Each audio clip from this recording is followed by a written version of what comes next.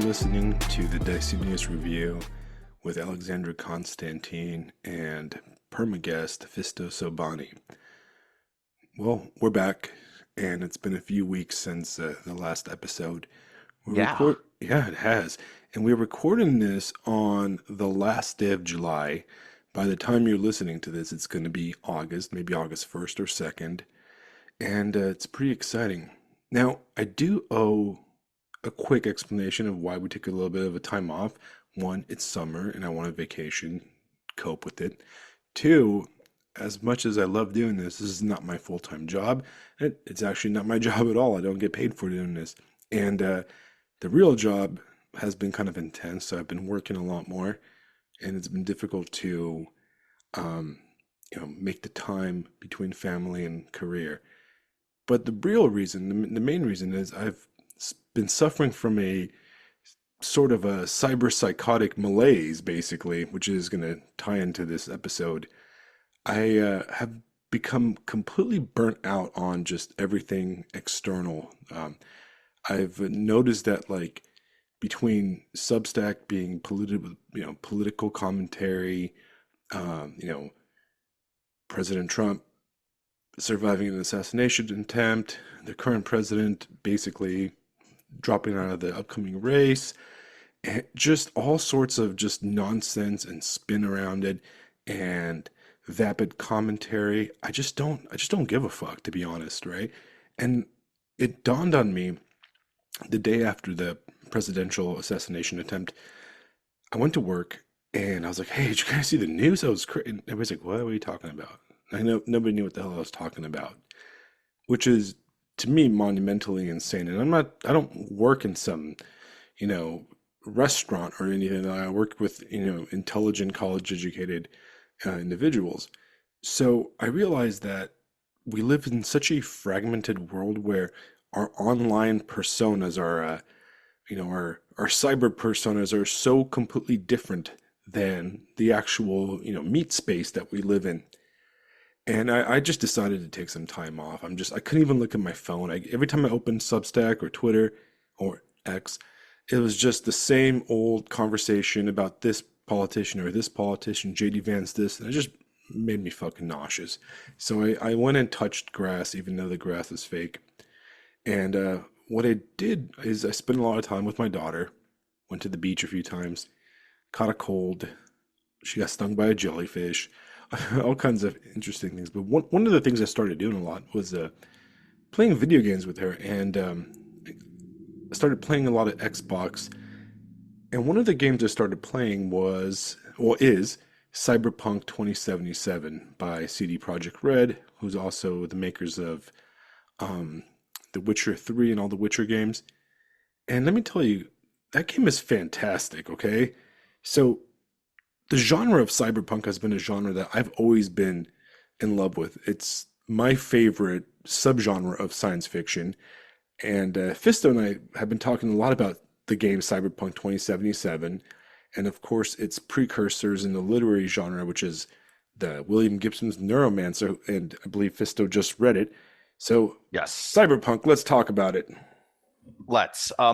One quick thing, just because I have been thinking of this joke for 2 weeks after we knew that we were going to have a delay, and I have to get it out.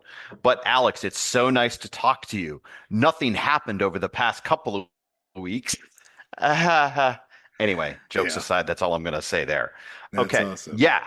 Well, I mean, I, right now, just so you know, outside in South Carolina, the sky is the color of a television tuned to a dead channel, oh, which I don't know what that means in exquisite. 2024, right? To so many, it means nothing. Is it The introduction static? I read, my copy of the book has an introduction from Gibson, the writer, and he discusses that. First thing he says, I wonder how many people get that first line now. And growing up in the 80s and the 90s, it's I was hooked from Go, man. Right, it would be Hooked from static. Go. The static of a dead channel. Just Right, it's great. so But good. in the 90s or in the cable era, it would be a Hmm. blue screen. Yeah. So it'd be a For beautiful those sunny day. Yeah, for those who aren't in the know, broadcast television, when you had these little devices called antenna on the back of your TVs, would pick up radio signals And when there was no radio signal, you just got static, this white and black static, which, from what I understand, is actually caused by the background radiation of the universe. Isn't that true? Or is I that one of think those so. I half by think true things? that's what I heard. So we'll Yeah, go with anyway. it. Yeah, we'll go with it. But it's this black and white, pixelated static. And in our digital, always online age, you don't get that anymore. But I imagine if you have a old television with antenna that is designed to pick up radio signals, you could probably turn it on and see what I'm talking about right away. Right, you would have to have a very old TV now because I know maybe 10, 15 Ancient. years ago they switched to digital antennas also. And Hmm. all that's all you would pick up because I believe all broadcast stations have stopped broadcasting in that format and now just do strict digital uh, broadcasting. Yeah. I mean, I'm sure there's somebody that knows the details better than we do, but that's the thing. But yeah, like in the 90s, Flaps around in the comments. right, in the 90s or the 2000s, the dead channel would be a bright blue screen.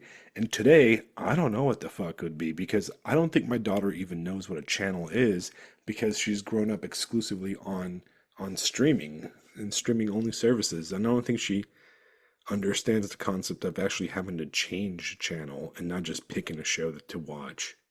Yeah. It would be like on my computer when I'm not connected to the internet, I get that little globe signal. Yeah, it would be like a fail, like a Yeah. Netflix Or fail. whoops, something went wrong. Yeah, That would be the modern equivalent or the nowadays equivalent of what is described in Neuromancer. which is appropriate because if you looked up at the sky and say, "Whoops, something went wrong," it is so 2024, right? It's perfect. But yeah, well, let me preface this. So today's episode has been in the works for a while. We've all read a bunch of cyberpunk books, and it's we want to talk about cyberpunk, the genre, not just a video game, which was Yes. fantastic, by the way, but the genre. So, what is cyberpunk, the genre? Um, I'll give a quick overview for the uninitiated.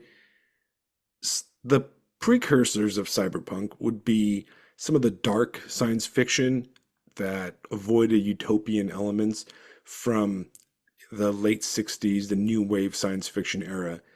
Um, I would say that the grandfather of science fiction would be Philip K. Dick, would be the grandfather of Yes. cyberpunk. He wasn't truly cyberpunk himself. Two of his short stories or stories have been turned into like cyberpunk staples with Blade Runner and Total Recall. But oh, and like Vanilla Sky also, I believe, is based on a Philip K. Dick.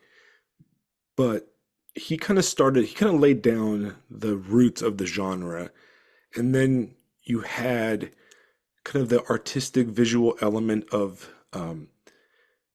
heavy metal, the French magazine, I believe it was like Metal Hurlant or something like that in France, which kind of laid that aesthetic that we know as of cyberpunk. But the real like genre defining work in print was William Gibson's Neuromancer in 1984. And Neuromancer, in my opinion, is the Lord of the Rings of cyberpunk. It's the text, the one that when you so much of the kind of the tropes of cyberpunk come out of Neuromancer.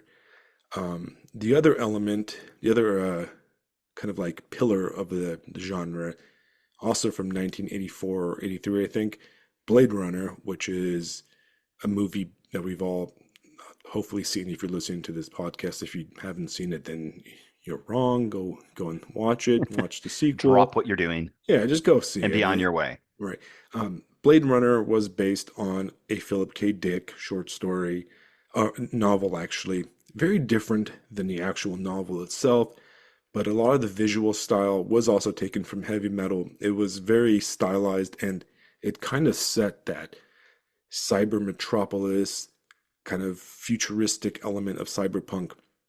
So those are the two. Title, Hmm? sorry, real quick. The title of that book, Philip K. Dick's book, that was Do Androids Dream of Electric Sheep, right? Correct. A stupid Okay. ass title, in my opinion. Blade Runner is much better. Right, Well, Ridley Scott nailed it with that one. Okay. yeah. I'm glad you brought up Blade Runner. because that'll be something that a lot more people will have mainly seen, especially some in our older audience. For those of you unaware, it's the classic cyberpunk fiction uh, movie starring Harrison Ford. It has the famous like Tears in Rain, Time to Die speech at the end. Uh, it is visually, if you watch it, you'll probably think of things like Alien and stuff like that, which makes sense considering the director. But if you like that sort of oppressive thing, Blade That's Runner definitely is it. what you want, and it is an excellent introduction to cyberpunk as a concept and as a thing to think about. Right. So, what makes cyberpunk different than science fiction? So, in my opinion, some key elements of difference that than just your kind of mainstream science fiction, like your high, the pocket protector science fiction, or your big ships, big fleet science fiction, is one that cyberpunk is thematically and stylistically wedded to the film noir genre Yes, and to the 100%. noir crime novels of the 20s, 30s, and 40s. There's always we are dealing with gray moral characters in a crappy fucking world, right? Yeah, it's the detective sitting in his office, which is really just a desk with empty beer bottles and a bed in the corner, and Right. says, Alexander Constantin, private eye on the door, Right. and some dame walks in with a problem, But in you this know. case, the dame's eyes are a solid black and she's got razor nails, you know. But yeah, that's a huge element. So there's a film noir kind of stylistic thing to it. The other thing is the cyber part is key. It's a look at the world through a technology gone insane and how that technology negatively affects culture, society, and actually the human spirit itself. And that's a huge theme in the video game Cyberpunk 2077 and Neuromancer Yes, itself. yes, And that's a very interesting thing. So, unlike mainstream science fiction, I'm just going to say main science fiction, where technology is often accepted and integrated properly, cyberpunk, the technology is integrated in a negative way often, where it dwells on the negative aspects of the interaction between humanity and technology. And the main focus is it's an prescient view of the internet, because nobody would have imagined that in 30 years post Neuromancer we would be walking around with a piece of shit cell phone attached connecting us to the imaginary world wide web 24 hours a day, and it controls our lives, making us into basically metaphorical cyborgs, because these cell phones are such an extension of us, no different than Case's cyberdeck inserted into his head. But that's a huge element. And another element is a real big focus on class politics, right? Or class distinctions. Cyberpunk, most cyberpunk novels and movies and elements will have a very distinct class separation between the haves, which are usually Tessier Ashbel living on the moon base, that are basically immortal due to technology, and then just crap sack losers and people on the edge. And the main characters, the anti-heroes of cyberpunk, are always outside the society. And that's where the punk element comes from. They're either rejecting or surviving in an unfair class situation, and really a libertarianism gone extreme, or a libertarian corporatism really gone extreme, right? But like I said, if you want to really understand cyberpunk, you're going to hit pause on this one right now. You're going to read Neuromancer. You're going to watch yes, Blade Runner, maybe Total yes, Recall, and you're going yeah. to play Cyberpunk 2077, and then you can come back and listen. But let's start with Neuromancer. What you think about it? Um, Drugs in like the best way possible. Listen, in my life, I have remained quite straight edge when it comes to drugs, but I've had a lot of friends who have not. And thankfully, they were talented communicators and were able to explain to me what it was like to be high on this thing or high on that thing. And Neuromancer is the only book I've ever read where I felt like it may have approached being high on uppers, which makes sense because the main character of the book, by the way, spoilers, guys, we're gonna just We're let gonna them spoil rock. the book. Yeah, The book deal came with out it. Deal with before it. I was born, or the Right. same year I was born. So go. Yep, deal with it. So the main character of the book, Chase, is a drug addict and he's into uppers, right? Probably what we would consider cocaine or meth or anything that gets you amped. Some kind of synth coke, Yeah. synth meth. Yeah, things that like we can't even imagine now. Now, that up feeling, that amped is how I felt reading the book.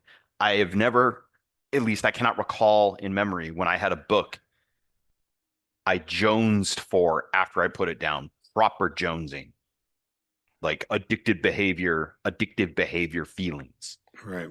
I put And it it's a down and short it's book. like, It's a oh, little short yeah. book too. Yeah, fortunately, because once it was over and it was done, the need was I was satisfied. There's two But more in the series, by the way, if you didn't know. oh, But different characters. I'll put it down on the to later. That'll be next summer. Right.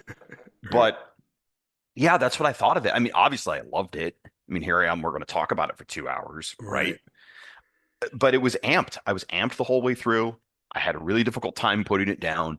And when I wasn't reading it, I was thinking about it.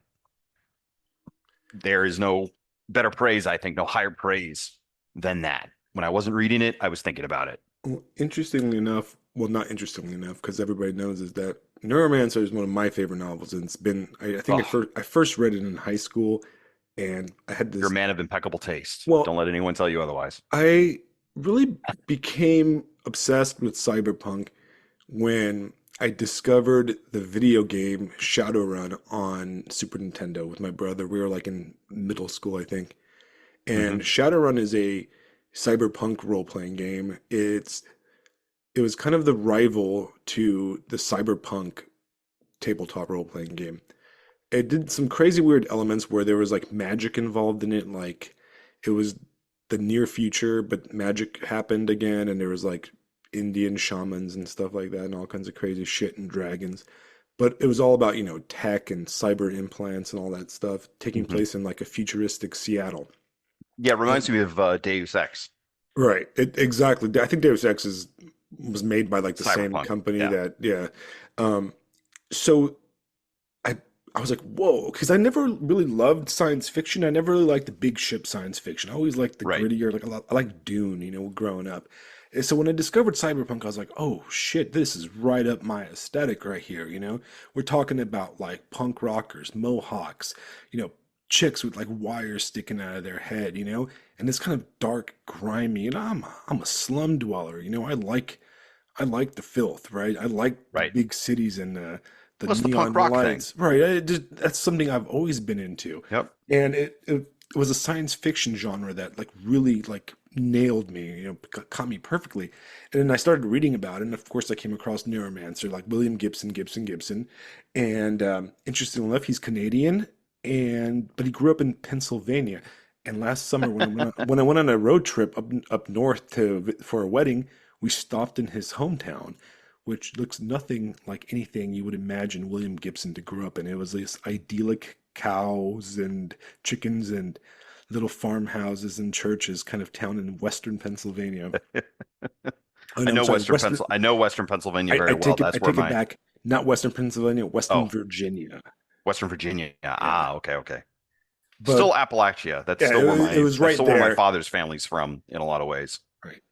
And we spent the night there, and it was great. But I was expecting, when I was looking through the Wikipedia article, because I'm one of those dorks that wherever I go, I like read the Wikipedia article of where I'm at, so I know, historical facts and stuff. And Hmm. I was like, William Gibson's from here. Whoa! And there was nothing William Gibson-y about the town at all. Not even one cyberdeck store or anything like that. That you probably can get any synth coke at all out there. That's probably why he fucking wrote Neuromancer, because he needed to get the Yeah, fuck out of there. But yeah, did it himself. Neuromancer for you guys is a plus book, 5.5. You got to read it. It is a pillar of the genre. If you're a science fiction fan and you've not read Neuromancer, you're not a science fiction fan. That's kind of how I look Oh at it, yeah, right? complete the circuit. Yeah, yeah, yeah. Yeah, Absolutely. it's up there with Dune and Ender's Game, which I don't like, and I think it's in the top three of the best science fiction novels of all time. And specifically because it really birthed a subgenre that you know spawned so many movies and so many video games and role-playing games and stuff. So what is it about? Well, it's about like this dude named Chase. He's a bum. He's a bum basically. He's a hacker. He's a like a net runner, like a cyber jockey, right? Yeah, So he, picture a digital thief. right. I mean, Digital thief. this book invented the concept of jacking into the matrix or into the Hmm. web, into the net, right? So this dude, he's a thief, he's stealing data, and he fucks over his crime bosses and they fucking mess up his brain. So he can't jack in anymore. Now, not only is this guy a junkie, he's a junkie when it comes to jacking into the web. He's addicted to it, right? Which is interesting because we're addicted to our phones and we're addicted to our internet, right? So this Hmm. guy's addicted to being a net running shitlord, but now he can't because his boss has fried his nervous system. And in comes this dude named Armitage, right? Hmm. And this hot girl named Molly Millions, who's this badass chick with black eyes that are like cyber implants, and she's got like razor claws instead of nails. And she's basically a street samurai, and it's kind of like a genre Yeah, motif. like a hit person, a hit Yeah, man, a hit she's woman. basically a super fat, like she's all jacked up with implants. She's got body modifications to like Yep. think fast, move fast, and she's a killing machine.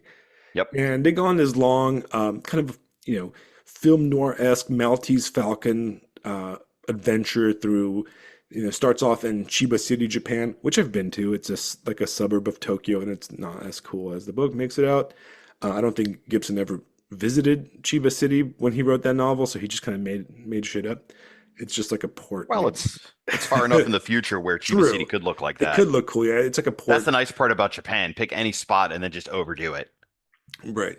So basically, these guys go on this Maltese Falcon-like quest for an AI, is what they're looking for.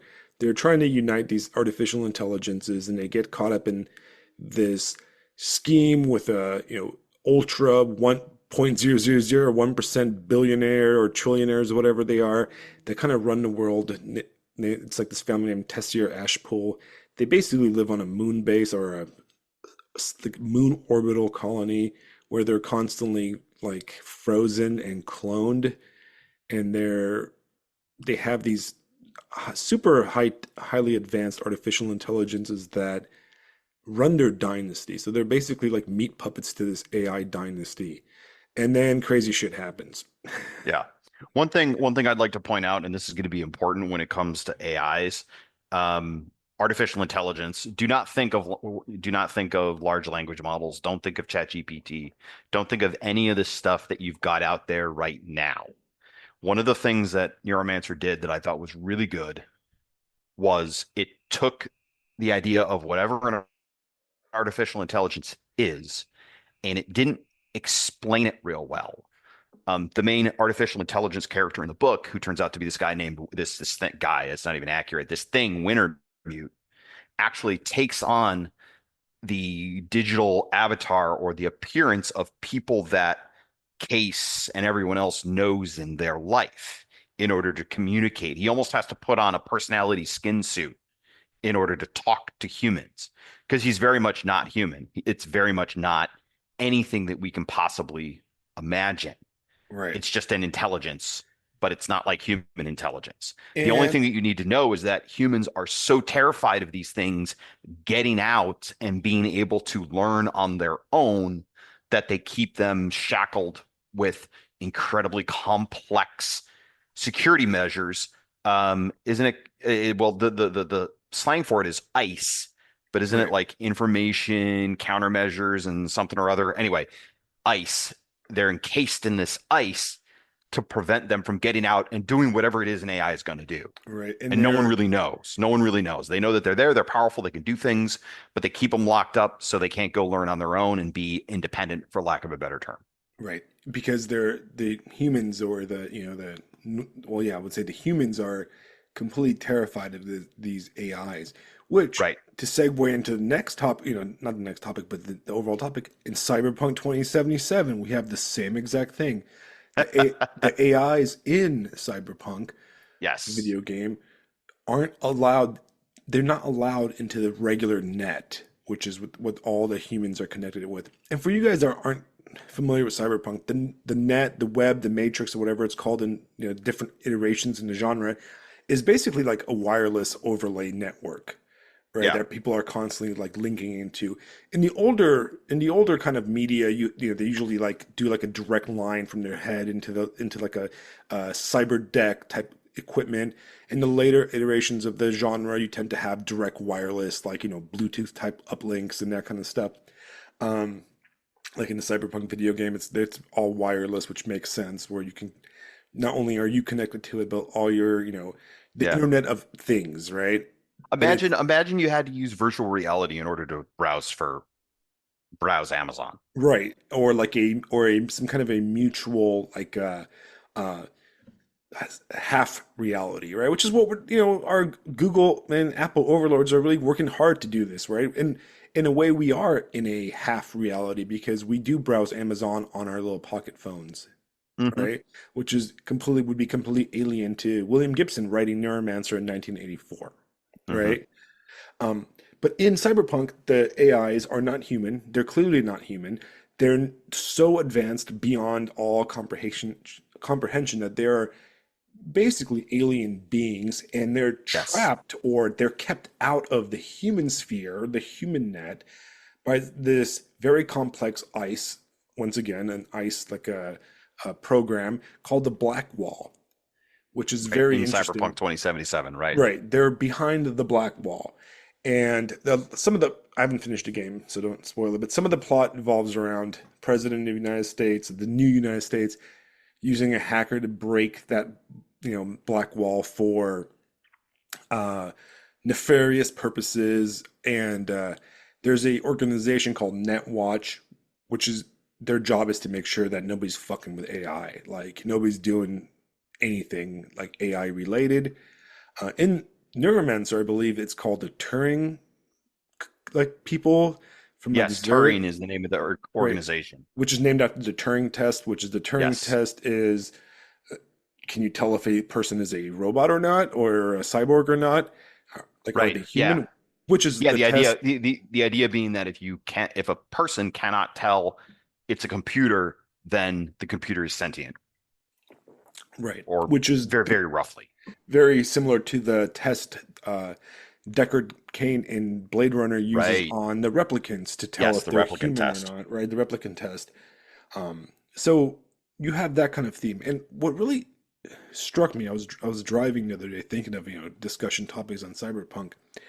And what really struck me about the video game, about Neuromancer, and a lot of the other, you know, things, is that unlike a lot of science fiction, there's a very spiritual element to cyberpunk.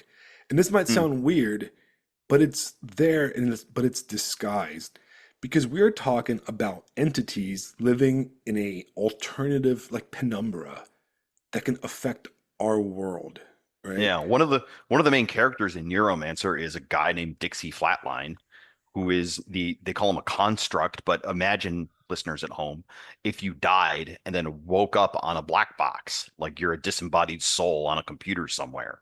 That's who Dixie Flatline is, and that's where the term flatline comes from, because you flatline, you're dead, your heart beats Right. zero. If you're playing Cyberpunk 2077, spoilers, the Johnny Silverhand character is also a construct who lives in a digital existence, but it is a construct of that person's soul, that person's personality matrix, whatever you want to call it. Right. So Created by there, the like you said, soulkiller there's AI. right. Yes, right. Yeah, Soul Killer in 2077. Right. So, right. Good It, times. it opens spiritual questions, right? Yes. Is Johnny Silverhand Johnny Silverhand? And then we're talking about the spiritual element of what is you that cyberpunk media as a whole asked, specifically when it comes to implants, all right? So you have kind of a staple of the genre is that humans can augment themselves with implants, whether it's cyber eyes where they can see in the dark, watch television on, or do all kinds of cool stuff like aim their guns and all sorts of crazy stuff. Claws, synthetic muscles, just everything you think of. Like, I think Chase has a liver that won't let him get drunk because it immediately gets rid of Later on, all, he does. Yeah, he gets a new pancreas and a new liver because he's yeah, got to get off certain drugs. you know, So just uh, swap out the organ. Molly has like nervous system like implants that allow her to become super fast and Hmm. super strong, basically. Yeah, Riviera's got the Riviera is a character we haven't talked about yet, but he's part of the crew later on. He can create digital, basically digital artwork or like holographic creatures and visions and things basically on demand, almost like a walking 3D extravaganza, if you will. Right. And a reoccurring theme is that the more, specifically in the video game 2077, the more you get these implants, the less human you become. And the closer you become to becoming a cyberpsychotic, which is the theme of the Cyberpunk anime, I believe, which I haven't seen, right? Yeah, it's a theme in 2077 and then in the anime Cyberpunk Edge Runners. It is yeah, the cyberpsychosis is a major part of that. That's another good one, guys. A lot of people out there really enjoy cartoons, really enjoy animation, and really enjoy anime. Cyberpunk Edge Runners is on Netflix. Fantastic example of the cyberpunk genre. If you've played the video game 2077, cannot recommend the show more. It's like a 10 episode, goes real quick, it's really to the point, full story from beginning to end, but it very much does deal with the how do you keep your humanity in an increasingly digitized age, especially when you yourself are also becoming digitized. Right. And that's very interesting. Are we a different species than our parents because we are so tied to our cell phones? You know, have we reached the next cyber level? Um, Are Funny you we should getting there? ask. Now listen, this is funny. I had a very funny experience today. Some of you on notes may have seen this. But my mother, bless her heart, lovely woman, beautiful woman, 75 years old. She's in the winter of existence and is doing it with great uh, aristocratic aplomb, we'll say. Anyway, she logs onto notes for the first time and sees somebody screaming and yelling at a dude and saying all this stuff about how they're going to do this and that and the other thing. It's like really just over the top kind of vitriol, right? Turns out somebody had just posted the Navy SEAL copy pasta, which, if you are not familiar with that, is a very hilarious. Look it up, but it's a very hilarious joke now where some guy talks about, what did you say about me, you little bitch? I'll have you know, Al Qaeda, blah blah blah. It's just it's making fun of like the hyper aggressive person on Yeah. The the internet, Reddit people. especially people. Right. So my mom calls me because she's never seen this before. She has no idea. She calls me up and is like, hey, son, I saw this thing and and I'm like, mom, settle down, settle down. It's okay. I explain everything. And much to her credit, she gets it and just starts laughing. She's like, so I got. I'm like, yeah, somebody got you good. She's like, that's pretty funny. I think I'll stay away from notes, but that's funny. I see that now. And it's the realization in that moment as I was explaining to her the history of memes and humor on the internet, right? Oh my God, I instinctually, or more so than my 75-year-old mother, I instinctually understand irony and like why certain posts are serious, certain posts aren't. I mean, I'm not perfect at it, of course. I Right. screw up all the time, but I'm certainly better than my 75-year-old mother who was raised in Cleveland, and born in 1949, you know, like she's got no idea. She doesn't have, like you said, the capacity to just get that. And Right. granted, I Because wasn't born with this, but like I we are learned it and molded into it. yeah, We're exactly. molded into it. And Yes. people like my daughter, who is Kind of 6 years old terrifying. now, she is in this, she knows how to use cell phones and, she knows she plays Xbox and digital TVs and stuff and can handle all the equipment because I'm not going to stun her by hiding it away from her. Um, she knows how to use all that stuff in a way that I never did when I was like her age. God damn it, when I was her age, I was living communist Romania. But fuck, we didn't have a TV. I mean, we had a TV, but it was like 24 hours of, Ceausescu and a tractor they got from China or North Korea or something like that. But yeah, You probably have you probably have more of a cyberpunk experience than oh most people yeah, simply by virtue of living in the late Soviet system. I got the bleakness. And like, yeah, the bleak, Yeah, the bleakness. bug city world of it. But when we approach a website, not a website, but like a post or a interaction on the fucking cyberspace, we come prepared with our built-in ice filters, right? Because we are veterans of the internet. You and I have Right. probably I've been on the internet since like 95, so maybe not as, Same here. there's probably some dudes out there that have been on there since like Usenet fucking days or whatever, and they're, Back when it had an address book, yeah, back when it but had a phone book. I was there in AOL 1.0 or whatever. Yeah. Uh, CompuServe, baby.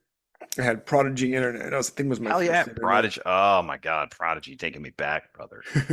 Right. Hey, look, I've been using computers so long. I remember when watching the Hindenburg in the middle school library was like a big deal because there were only like two videos, and that was the one where things exploded. So you watch Right. that one. Right. I think I taught myself how to go through every like file folder in Windows and like all the Yeah, exactly. command Where that prompts. was fun, where you knew how to do all of that. You It- know, the most fun, not the most fun, but like the most street cred thing I could say is that once I our mouse broke, and for whatever reason we never bought a new one, so I learned all of the Windows shortcut keys and I went mouseless for a whole year. Not even kidding. So these days, like I show people things on the keyboard and they look at me like I'm a friggin' wizard. And It's it's like, like, what the actually, fuck? it's like, am I not a wizard? Now that I stopped and we're having this conversation? You're like, oh damn, Netrunner. But yeah, Oh, are we not a you wizard, right? you show people Alt Tab and it blows their mind, and then you show them Alt Shift Tab and they're like, I'm getting strapped to the stake and wood is being put around my feet. You know what I mean? Right. And well, so that kind of goes back to, what I was saying is we approach the internet through our filters and Yeah. the level of irony to where we have to, that 90% of the people on the internet aren't fucking real, right?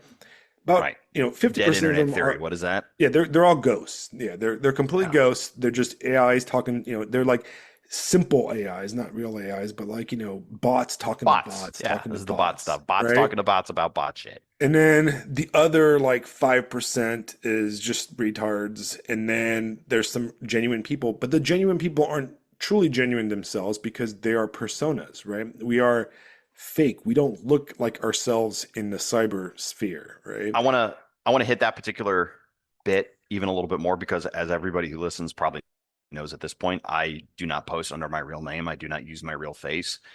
It's a pen name in the tradition of pen names.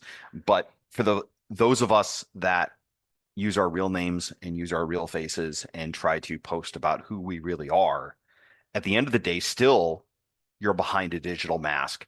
Because think about the fact you and I are having a conversation right now, and the amount of detail and the expression and tones of voice. There are things being communicated between you and I simply by virtue of speaking that you cannot get online, period. If you're just Absolutely. reading and looking and sorry, face-to-face communication with all of the nonverbals, the mental cues, everything will be vastly superior in understanding who you're speaking to than the current digital medium with which we speak with and deal with on Substack or any other, internet based, primarily text based or anything really Right. kind of thing.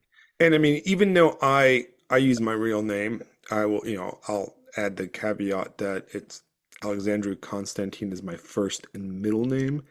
Oh, snap. All right. Spoiler. I have a My last world has name. been shattered And in the an reason, instant. but I'm not using my last name because it you'll find me or anything like that. Yeah. It's because it's just not that great. I mean, I like my last name, but it doesn't have the cool ring of Alexandru Constantine. Oh, dude.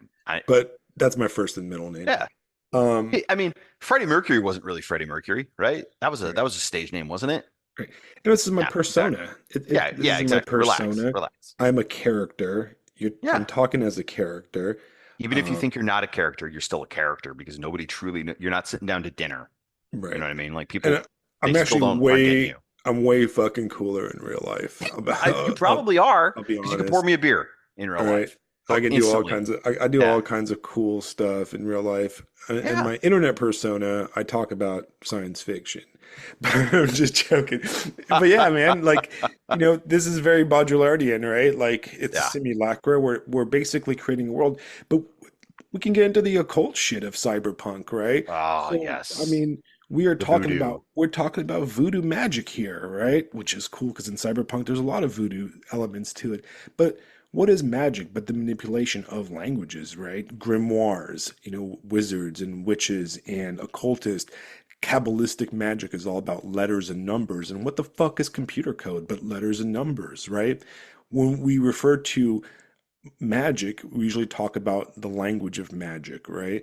A lot of Yeah. it is In Cyberpunk, you see this in Neuromancer. I'm looking at a list of character names, so I remember them. But Malcolm, the Rastafarian space dude, who's one of my favorite characters in the book, hands down. Malcolm is right. so good, and there's one part especially I'd like to discuss later. But Malcolm is listening to that Rasta dub, right? And it's like this spiritual vibe as he does his thing on the spaceship, and as he does his thing in cyberspace, and as he does his thing with Case as they're operating, right? And then in Cyberpunk 2077, you have the brain dances, you have the AIs, you have the Blackwall. Have you run into the monk yet in Cyberpunk? Not yet. Yeah, there's actual monk meditations like earth, wind, fire, water meditations, and your character puts on a brain dance and they take you through like a legitimate Buddhist meditation. Hmm. Talk about like this is the thing I love about Cyberpunk 2077 is it blurs the line between is this entertainment or am I in a or am I living my life in a simulation? What? And they just do things like that in there to like throw you. There's another brain dance where you accidentally watch the introduction of Cyberpunk Edge Runners and like they tie it into the game. Like, but it's funny because you're like, wait a minute, because it's pimping the show a little bit, but it's like this out of the way Easter egg above everything. But it, Oh, it that's it awesome. plays with you. I need to watch that show Oh, pretty soon. dude, I don't have Netflix. I have to get Netflix just to watch it and then cancel it because I I don't really would. watch It, enough. But worth it. yeah, Worth it.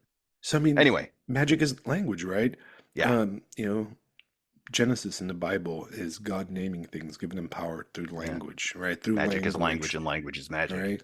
And then the web, the matrix, the internet is also language. We're talking Right. about AIs as language models. So we're fucking talking about magic here. We're talking about the Mm. ability to affect things outside of our bodies with our mind, technically. So yeah, it's technically explained by science why I can push, certain keyword commands on a input key, right? And then something around the world happens, right? But Hmm. it'd be indistinguishable from magic to somebody 200 years ago that I can talk to my cousin in London and my other cousin in Bucharest at the same time over Yeah. video chat, right? You get all of you together at once. Right. At the Bring same them on the exact podcast time, someday. you know? That our language, our voices can become completely digitized, beamed into space across some satellites, and then resent and re-put together. And we are basically using the Palantir from freaking Lord of the Rings. And it's a insane kind of concept when you think about that, when you start adding the conscious spirits of the AI and the conscious spirits of constructs like Johnny Silverhand or what's his name, Dixie Flatline. So the question is, it's really a philosophical ship of Theseus type of thing, right? Hmm. If I am getting cyber implants and I'm getting arms and skeletons and stuff for example, the character Songbird in the expansion in Cyberpunk, where Yes. she's barely human towards the end of the Yes. the situation, right? Yep. Um, are you still the same person? Right. You know, How much of you can you replace before you're a completely different thing? right?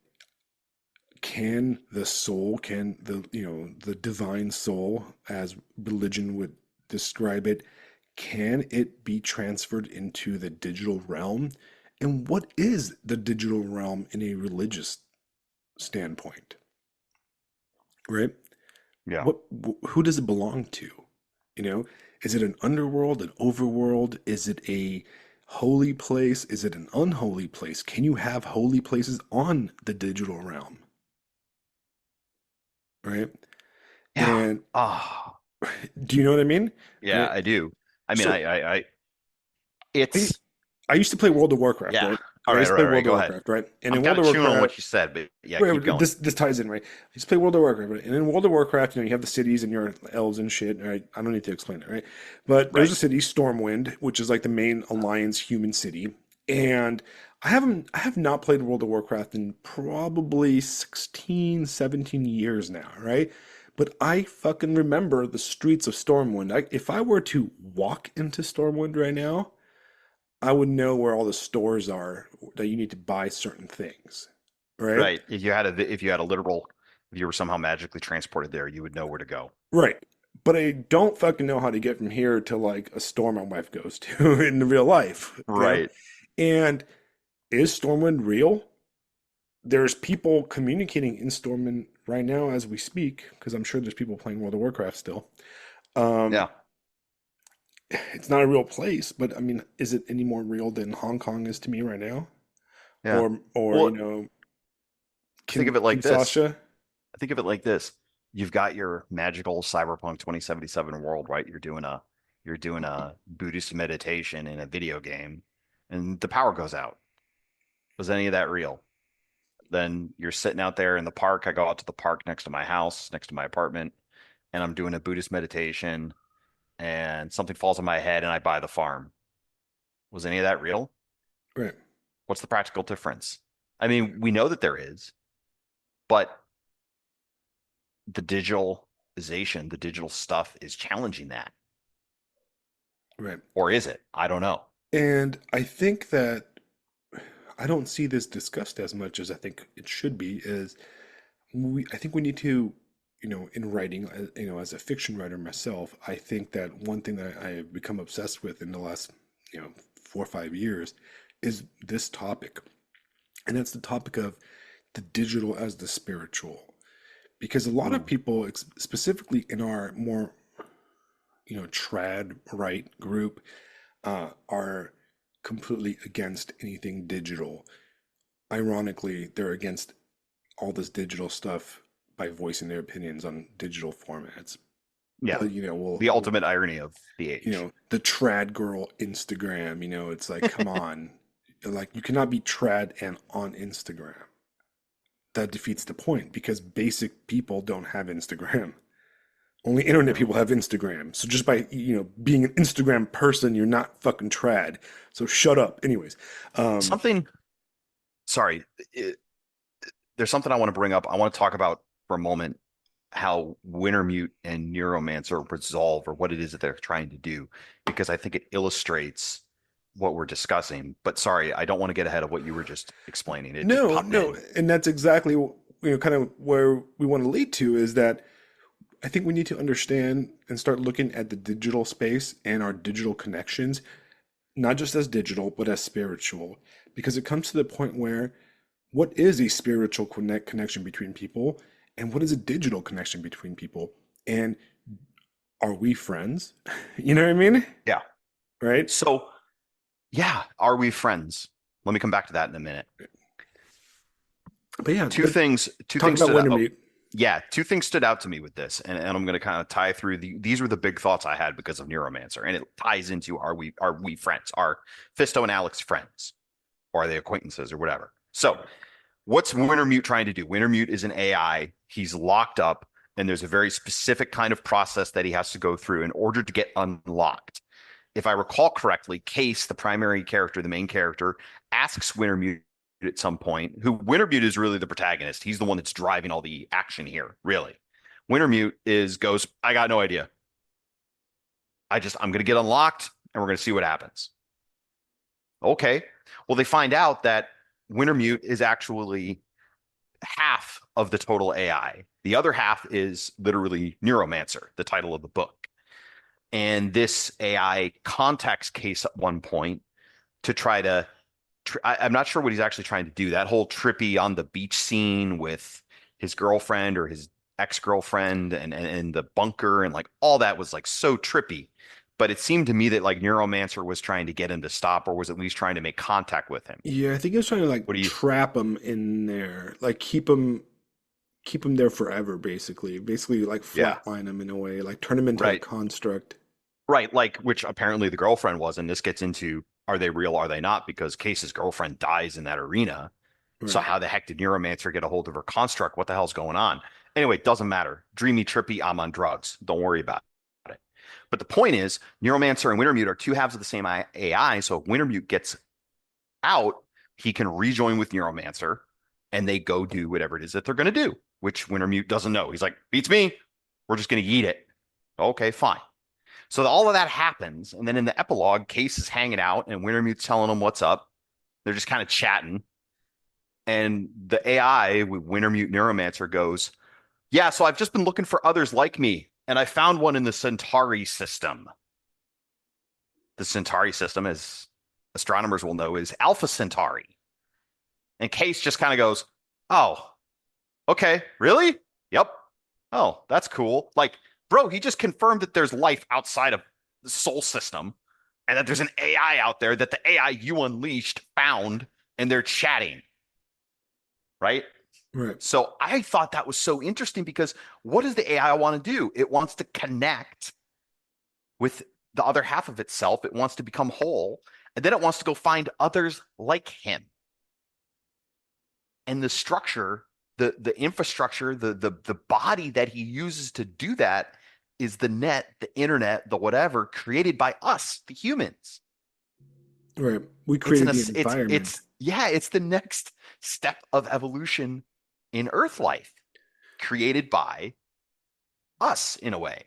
Because which obviously, if it emerged on Alpha Centauri, holy shit, right? That has enormous implications. right, which is, I mean, the point of, our transhumanist, Right, cyber futuristic friends, right? What that's kind of right. what they're going forward is that their idea is that We're the we are new gonna, thing. We're the next thing. yeah, we're gonna transcend humanity Yeah. or flesh space into a complete digital space. There is a very great cyberpunk themed graphic novel called what's it called? Oh, shit. Um, Man, it's about a journalist named Spider Jerusalem. Transmetropolitan. Right? Are you Okay. familiar with that one? I am not. No. Okay, it's basically a political graphic novel set in a cyberpunk kind of future, near future. The main character is basically Hunter S. Thompson as a net running like, cyberpunk journalist. There's some like shady politicians and all kinds of, weird side plots. And there's a there's a thing where there's these people that transcend humanity by digitizing themselves. So they basically like upload their construct, their soul, their personality into these nanobots, and they become like a cloud of nanobots. And Hmm. yeah, it made me think about that. It's making fun of transhumanism in a way because Well, the way they're doing yeah. it is like there's this couple and the guy's like, oh, I'm gonna transcend into the nanobot world, and then like he gets uploaded into this cloud, and the girlfriend's like watching this cloud circle around, and she's like, what's going on now? And they're like, oh, they're fucking, Right. right? Something along those lines, and she's all like, oh, And okay, that's so and that's what's funny to me about Neuromancer, and this gets into the second thing. So, like at the end of the book, what's Chase doing? Well, Chase is just he got back to the life he had before all of this started. He's got a new girlfriend. He's back at his home in whatever Midwestern city it was, and he's a data thief again. Like he got back to zero, and that was I mean that was pretty great for him because at the beginning of the book he's trying to get himself killed, right? But anyway, Case just gets back to normal. And one of the things that struck me in Neuromancer was Gibson's exquisite descriptions of trash. He's always bringing up all these little details.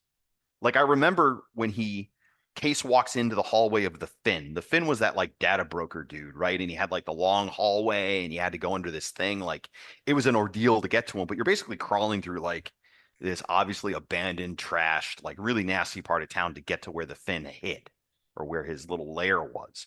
right, and Gibson's describing this hallway, and I remember being enchanted by it. He's just describing trash, right? It's hilarious. Then he talks about like the space stations, and he talks about all the different ways that like humanity is essentially moving through trying to survive in the detritus of civilization. That's the thing with cyberpunk. That's what makes it dystopian, right? Everything is garbage. Everything is junk. Think about all the different brand names that are Right. in Neuromancer. That's one of the hilarious parts about the book is everything's got a brand. Everything's this and that and this and that and this and that. And like you can kind of follow, but you feel lost. But it's all consumer products. It's all trash. It's Yeah, so all, yeah. we are basically cyberpunk is a critique of neoliberal capitalism taken Oh, to big time. excess, Yeah. uh, and how most governments are collapsed, and we live in a basically a some kind of a corporate libertarianism We that live in a trash dump.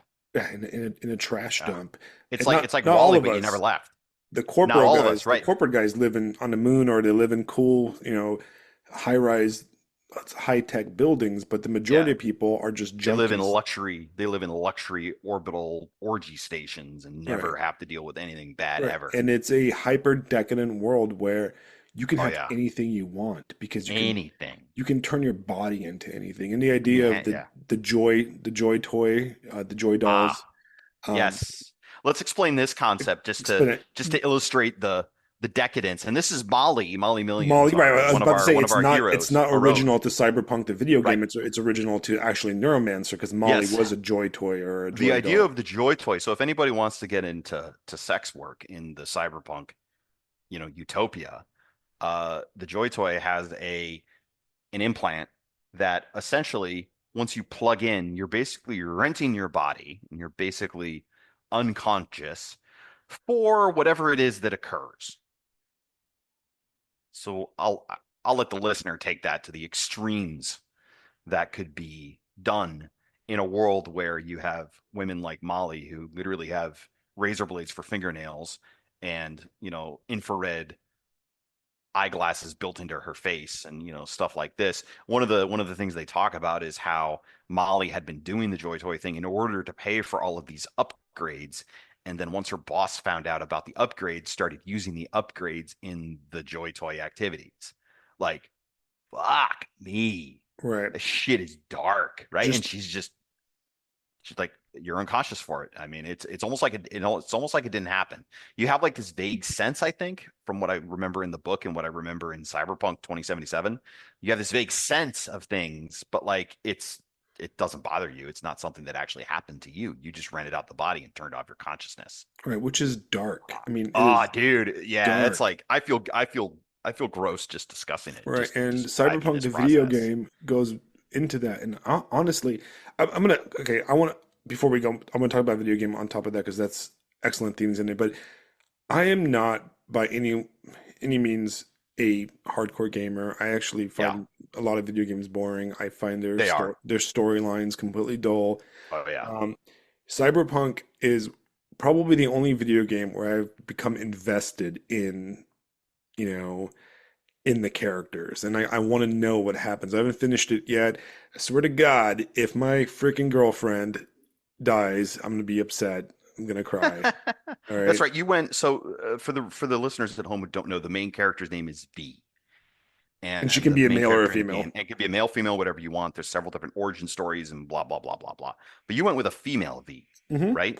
Okay, A right. And I female went with a V. male one, I went with a female V corporo, and the Corpo girl for life. corporal for life, and the girlfriend that I ended up with is the pornographer girl, Judy, yeah, Judy. Judy, Yeah, yeah. yeah. Judy is somebody who programs brain dances, which are like these virtual reality things, and also can program joy toys. Right. So basically, what brain dancers are like watching a movie directly in your brain, but Right. you're actually feeling what the actors are Did. feeling. You're feeling Yeah. the emotions, right? So um, Yeah.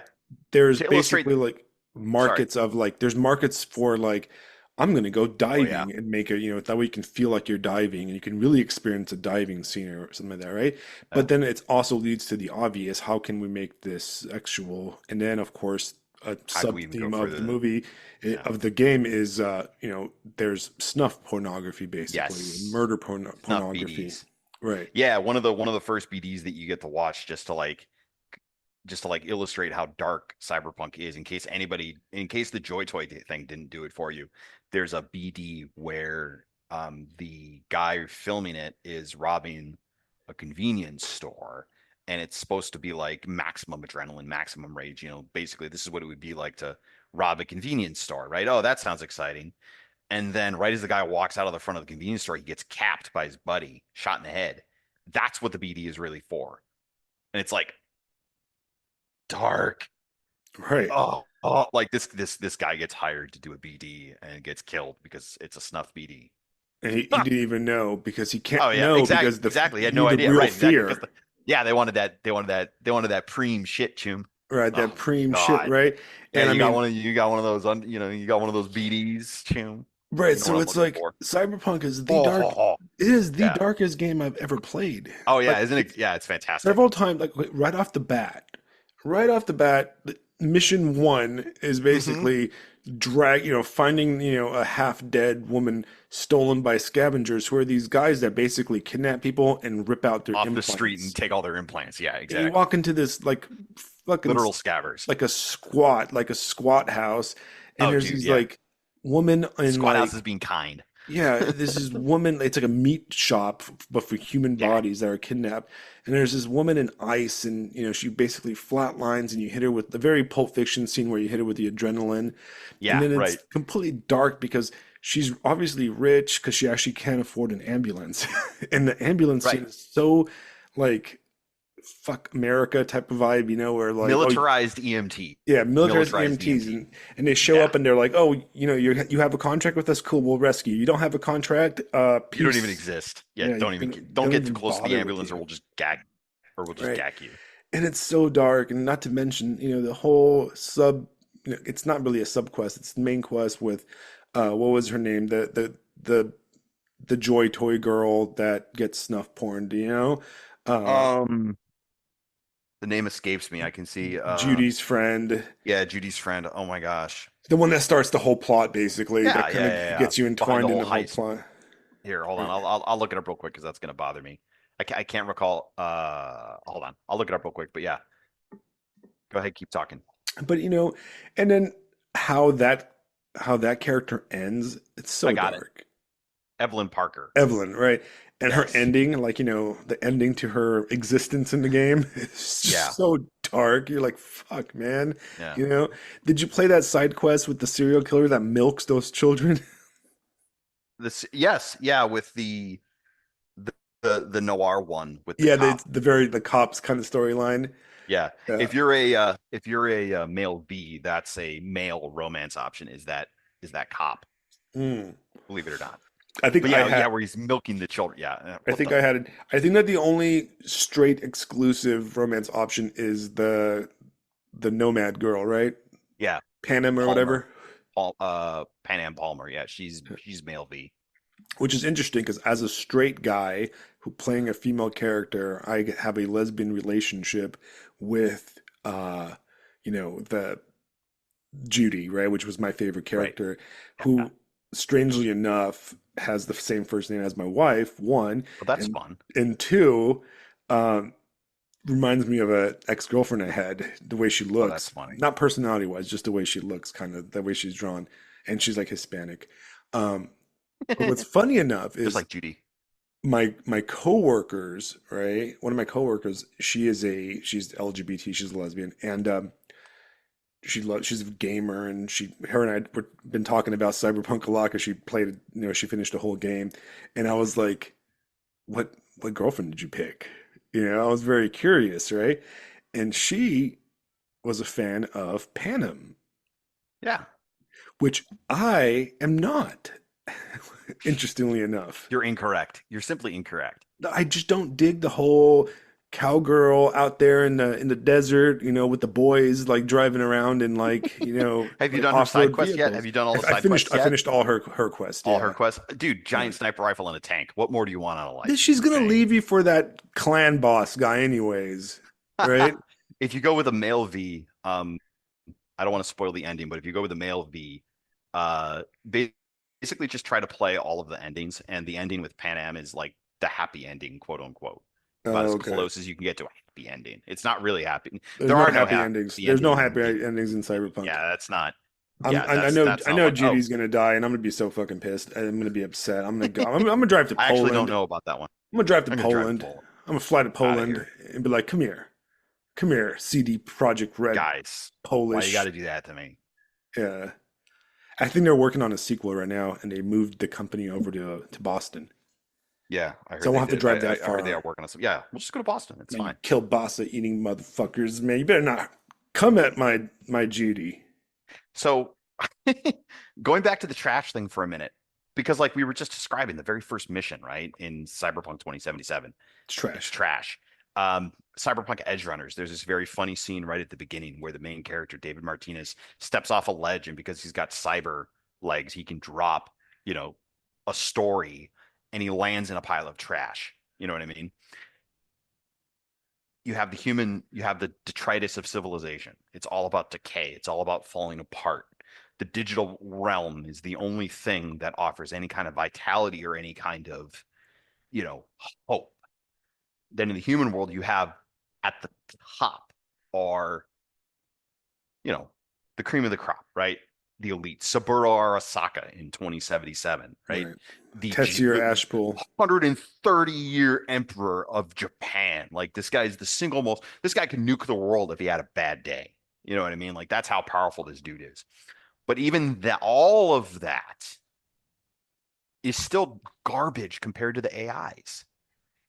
You'll see in Cyberpunk what I mean. Have you done the Voodoo Boys yet? Yes, where you cross the Bro, Blackwall. Yeah, bro, the Blackwall.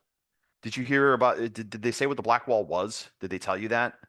it's just an AI itself. Yes, it's a traitor that's keeping the other AIs in, and it's Right, well, actually, it's not just to keep the AIs out of the human net; it's to keep the humans out of the AIs.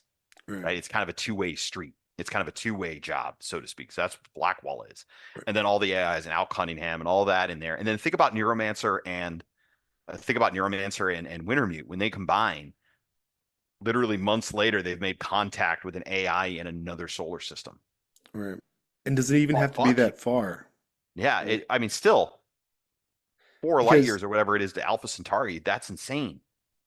so You know what I mean? when you think about it, the internet, the Yeah. cyberspace, right? Not as Right. advanced as it is in the novels or the game, but No, our hardly. even our cyberspace is an overlayer of, digital electronic bits, right?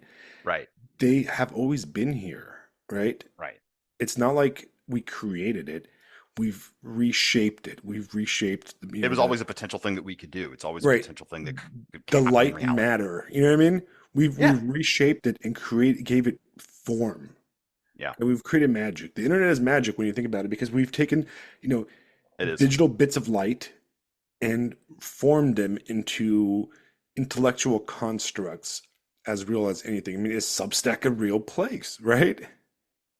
Yeah. You know, It's ups- I mean, I would say having spent most of my life both on the internet and not on the internet, I mean, you and I are both old enough to remember what life was like before the internet, right? it is the 100%. I win. remember having a I can't anymore. All I sorry, go ahead. remember is the Windows screen, the grass field. I remember getting around my town back home with the map that was in the phone book that everybody got from City Hall every year. Hmm. And I remember relying on that map to get around and find my friends' houses and like so I remember what it was like. Memorizing That phone numbers. yeah, memorizing phone numbers, calling up saying, "Hey, it's me. Is Dan there? Can you come out and play?" No, you have to call him back later. Okay, no problem. Just have him give me a call. You know, like and you didn't have anything that would interrupt the phone call because you weren't Right. online yet. You weren't on the internet yet. Talking to my So are girlfriend in we, bed for hours and hours over the yeah, landline. talking to people for hours and hours and hours face to face?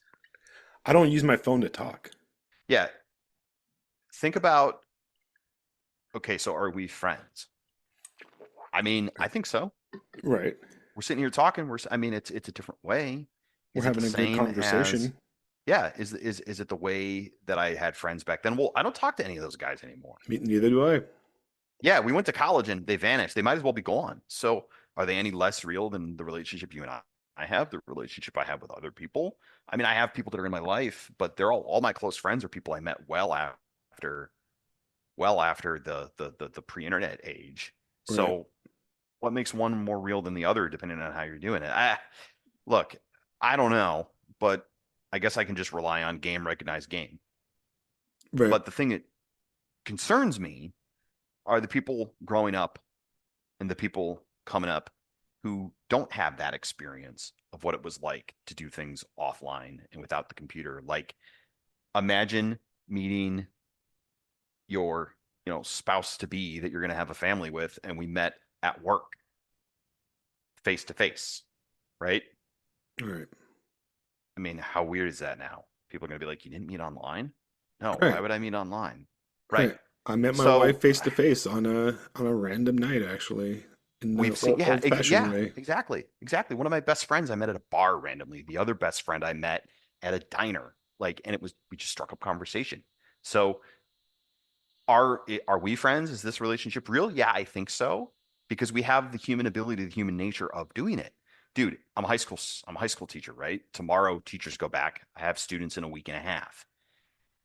Man, some of them it's like y'all got to go outside, put the phones down and touch grass, man, because like you don't know how to interact with people. And I don't know Right. if that's always been that way because kids and God's love them, they're idiots, or if there's some kind of antisocial COVID slash lockdown slash internet slash antisocial, the one generation that really got hit by COVID in middle school, that class are notoriously bad. Everybody's just like, my Oh, God, this class is oh just yeah. holy, just we're going to do our best, but You by can't God, blame them. It was guys. criminal. It Right. was criminal what we did to Exactly. them. Yeah.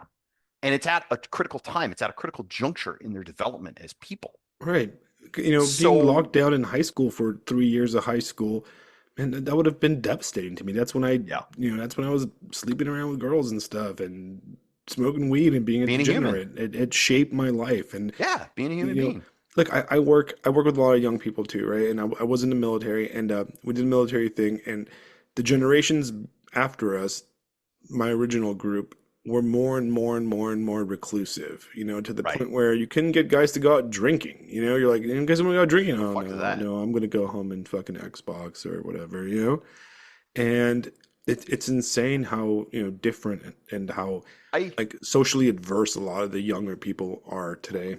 I did I did the Xbox thing in my early, mid 20s to late 20s pretty heavily. But there was always a social aspect to it where we went out of our way to meet each other. Right, Hey, let's go to Brooklyn. Let's go meet at this guy's place. We're gonna all have a LAN party, and we spent a weekend playing Halo together in the same room, and it was a hoot. One of the dumbass things I wrote on my Substack, that Kirk story. Those are all guys I met playing computer games, and I was in Iowa, and we all were like, "Hey, I'm in town, guys. You want to hang out? Yeah, let's hang out. Let's do it." It was like it was like, "Hey, guys, want to go get a beer? Yeah, absolutely," because they're right, all guys my age who know how to interact socially and know how to be normal. But what we're talking about here is for us, cyberpunk being a dystopia. The warning of it is, guys, the best you can do is going right, to be a flash in the pan, you know, do something absolutely insane that'll probably kill you, or get lucky enough to be born into the elite. And even then, you're nothing more than glorified bacteria to the real things that run the show, which are the AIs. right. Exactly. Like we're bacteria on the skin of a greater being, I and mean, they just were like, at best you could be gut bacteria who's actually helpful. their See goal in what I mean? Cyberpunk was to have a drink named after them. Yeah. Well, it goes back to the core question in Cyberpunk, and all of the endings do this. This is what's awesome about all of the different endings. You really should play through all of them when you I'm get I'm, there. I'm going to, yeah. Absolutely, dude. I did it right before this podcast, and I'd only done the one. I'd only done the one. Doing all, even the default ending, like if you don't go through any of the side quests, even the default ending you get is such a mind fuck. It's fantastic, but it's that question very early in the game. So hey, Mr. V, what's it gonna be? You know, Right. That what's his name? a quiet life. Dexter Deshawn, is it going Yeah. to be a quiet life, grow old and have a quiet life, or go out in a blaze of glory? That's the question, and that's one of the things I loved about Neuromancer is that case was blaze of glory. I'm going out into a blaze of glory. I'm a piece of trash, but it's going to be such a fucking dumpster fire. I shall be worthy of remembrance, which is the Right. point of that drink in Cyberpunk that Jackie wants to be. What's your drink? I forget the name of it, but it's the drink. One of the ones that you can pick is the one for Johnny Silverhand, who's Right. the most legendary rocker boy of all time. Like that's the best you can hope for is to be remembered in some bar where people remember this shit. Right. And it's interesting how throughout the game you come across like the Johnny Silverhand like guitar and like Right. band stuff, and he fucking hates everything, and everybody remembers Yeah. it like shit, and it's like Yeah. he's All the people that remember are the ones he didn't want to remember. And Arasaka is like Johnny who? yeah. Even then, there's a funny part as the corpo where there's like the corpo special responses or whatever. I remember one of them. Oh, it's for that one guy with the radio. It's that one guy with the who's got the Johnny Silverhand bootlegs. Right. And he's like, yeah, well, here's a little tidbit. Silverhand is the boogeyman that they tell us about in Arasaka. But even then, it's not Johnny. It's like it's a boogeyman. Right. Like It's like they don't even remember it a properly. terrorist and Osama bin Yeah, right. Laden. The other fun thing that the game does, I don't know if you've run into this stuff yet. This isn't really spoiling it, but I know that you've played the couple of missions where you go through Johnny's memories. Right. There's certain parts in the game where they even challenge that Johnny's remembering that properly. Right. Because he's like, were you drunk? Were you not drunk? Right. Is it real? Have you degraded as a construct? Like, also, Johnny's memories are blending with V's memories, so like who's really remembering what here?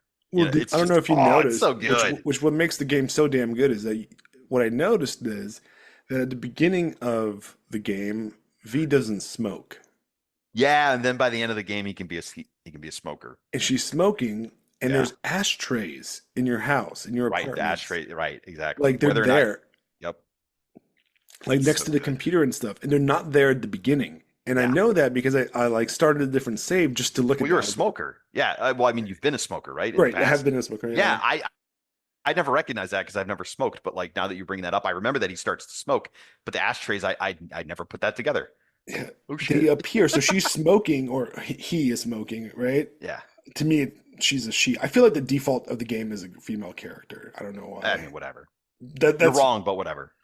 Just it's on the cover, bro. It's on the cover, and it, you know it's in what? the trailer, bro. It's Well, fine. to tie it in even more, some people, some people say that the great great grandfather of, I mean, the precursor of cyberpunk is is Gravity's Rainbow by Thomas Pynchon, right?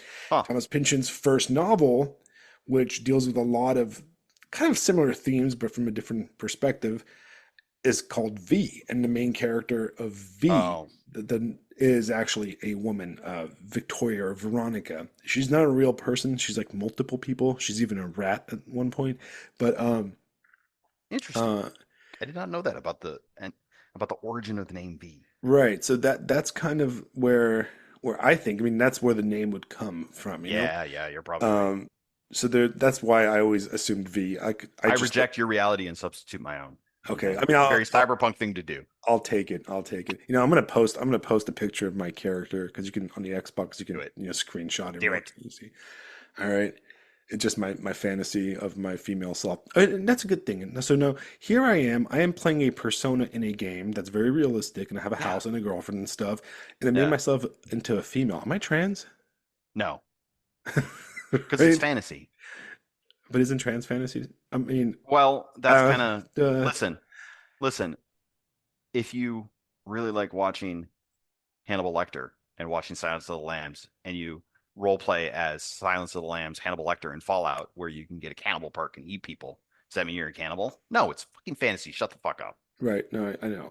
I'm being I'm facetious teasing. here. I've been in these kinds of discussions, and it's always hilarious where people are like, the way you play a video game is how you would really want to be in real life. And I'm like, I'm not a samurai hacking through SWAT squads because I'm bored. Like no, that's not real. I I'm not mean, a galactic emperor murdering billions because I'm bored. No, yeah. shut up. You're Anyway, you're theorizing, but no, I'm no. screwing I around. just find it interesting that we do have some and we talk about the cyber modifications, right? We are entering into a lot of issues with that Yeah, modifications of the human body through hormones, through surgery, right? I gotta be Um, honest. If it pops out that I can get a new pancreas swapped out like Case, I'm signing up, bro. You can't stop me. Okay, right. I'm I sorry. mean, go I don't for it, care. Look, right? folks want to I, scream about big pharma, whatever like that. Look, clock's ticking. Hook me up. Slap it in. Let's see what happens. All dude, right, clock's ticking regardless. I'm taking the eyes, man. All right.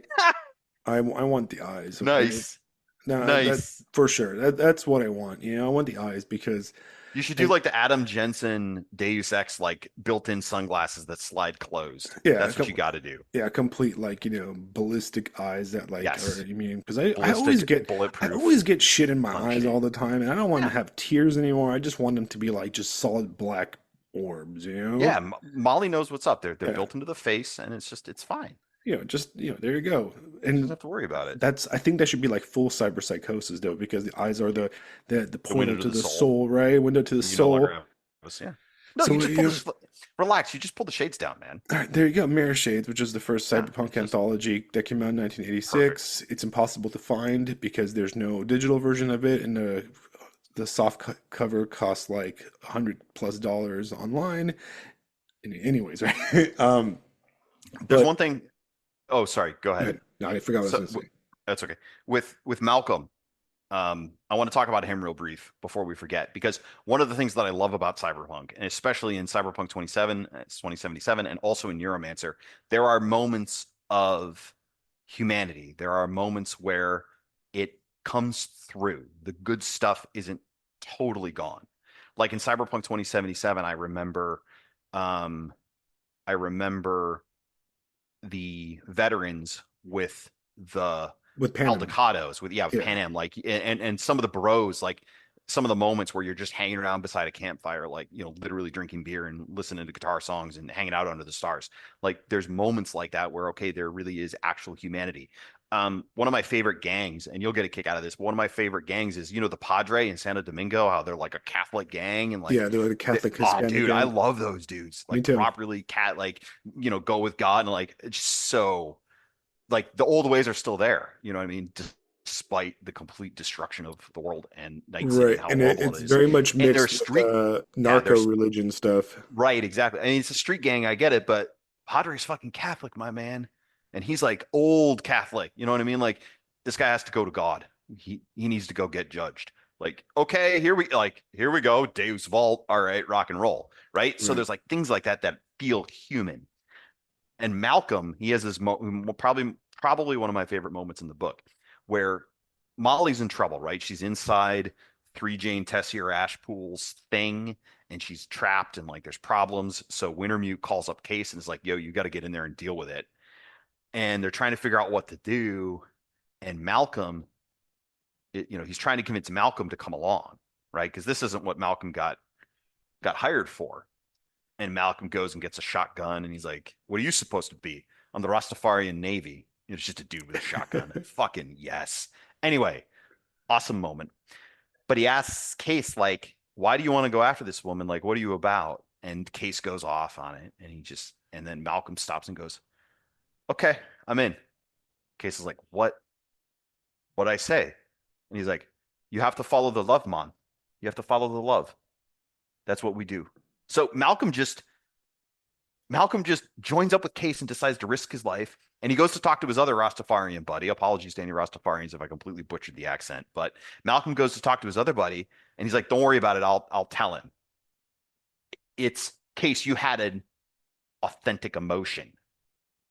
right, So now Malcolm and my buddy, we're gonna risk our lives to do what needs to be done. right, Fucking based. The right. based Rastafarian, just Super base yes, my man. in That a guy. in a artificial world. Those Yes. moments of emotion are the key, and you see Yeah. that you do see that in Cyberpunk 2077 with the moments of V and Judy and the kind of frustration, and then even the moments with like when you go have dinner with the cop's sister. Yeah. It's dark. Very dark. There's another thing I remember I mentioned something to you the other day. I'm scrolling through chat real quick. It was about the three different it was about the three different space stations that are out there. Right. Hold on, because one of them is Zion. Here we go. This paragraph here. All right, Zion, Freeside, and Villa Starlight. Zion is the Rastafarian one.